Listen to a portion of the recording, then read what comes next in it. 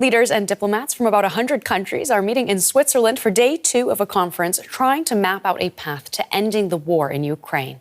Russia is not at the summit, and neither is its largest backer, China. Despite the prominent no-shows, Ukraine's President Volodymyr Zelenskyy said he hopes the world would work towards a just peace.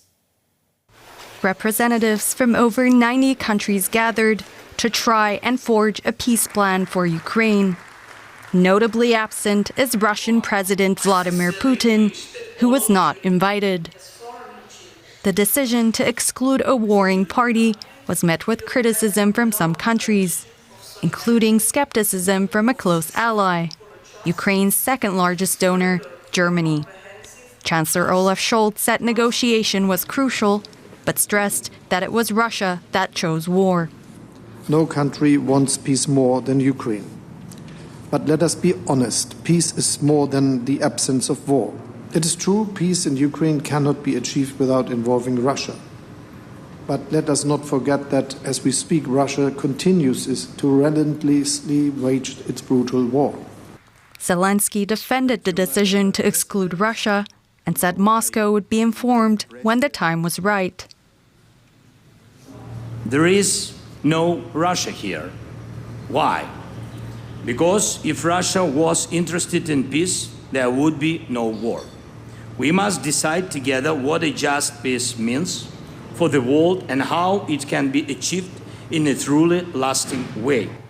Zelenskyy was hoping U.S. President Joe Biden would attend. Instead, Vice President Kamala Harris joined leaders, pledging unwavering support for Ukraine and shooting down a so-called peace proposal made by Putin on the eve of the summit.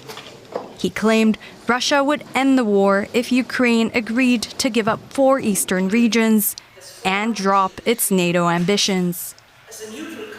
And let nothing about the end of this war be decided without Ukraine. By contrast, however, yesterday, Putin put forward a proposal. But we must speak truth. He is not calling for negotiations, he is calling for surrender. While countries like Germany and Finland say the summit is a first step to lasting peace, it's not expected to result in a real breakthrough in the absence of Russia.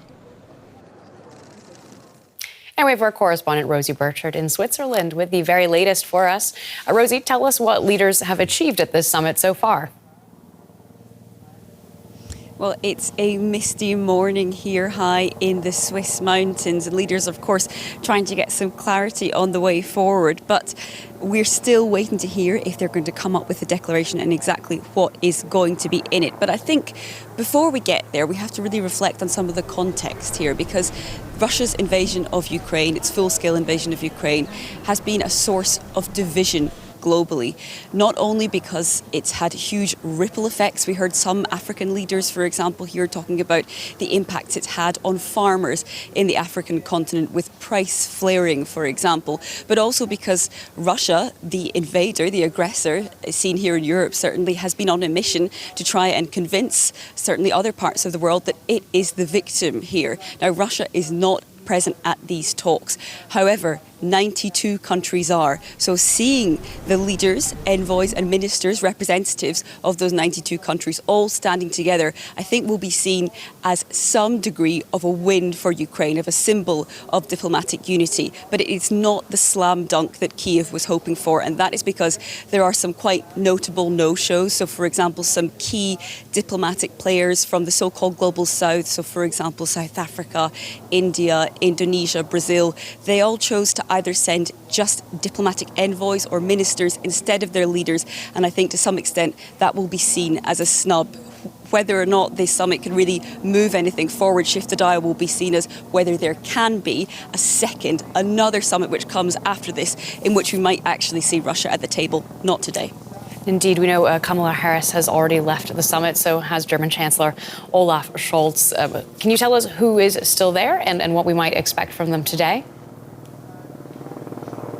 Yeah, there's still a whole host of leaders here, and of course, sometimes when leaders leave and they leave their diplomats or envoys to get on with the talks, that can be actually when the real nitty-gritty of the negotiations happens. I understand that the countries here are working on a joint declaration, so some sort of a text which will likely recall the fundamentals of the United Nations Charter, so territorial integrity, but it's probably going to be quite vague in the terms of language it uses because, of course, trying to unite this broad church of more than 90 countries around one goal, that's something which will likely be pretty difficult. And, of course, we'll have press conferences from the key leaders involved here, particularly Ukrainian President Volodymyr Zelenskyy. I think he will come out, strike an optimistic tone, as he already has, and try to frame this really as a success. But, of course, the success we'll see down the line whether or not this is, as President Zelenskyy says, a moment in history when the history of moving toward peace in Ukraine is finally written. Of course, at the moment, the war still rages on.